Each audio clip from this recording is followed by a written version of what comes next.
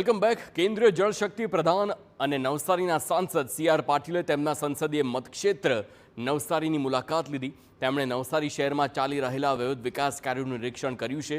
ખાસ કરીને પૂર્ણા નદીના કિનારે નિર્માણાધીન ટાઇડલ રેગ્યુલેટરી ડેમના કાર્યસ્થળની પર જઈને વિસ્તૃત સમીક્ષા કરી।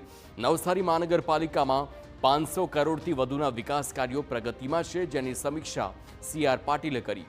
મેડિકલ કોલેજની કામગીરી જેવા મહત્વના પ્રોજેક્ટ્સની મુલાકાત લઈ હાલની સ્થિતિનું નિરીક્ષણ કર્યું।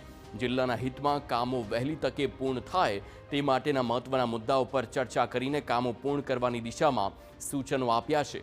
સી.આર. પાટીલે નવસારી ચેમ્બર ઓફ કોમર્સના હોદ્દેદારોના શપથ ગ્રહણ કાર્યક્રમમાં પણ હાજરી આપી અને શહેરના વેપાર ઉદ્યોગ પર ધ્યાન કેન્દ્રિત કરવા સૂચનો આપ્યા।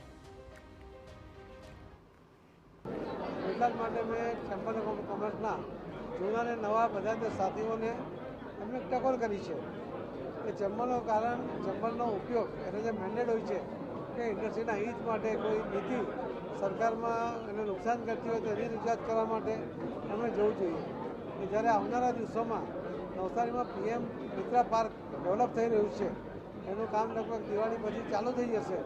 એવા સંજોગોમાં ખૂબ મોટી ઇન્ડસ્ટ્રીઓ અહીંયા આવવાની છે, ત્યારે નવસારીના ચેમ્બરની જવાબદારી વધે છે।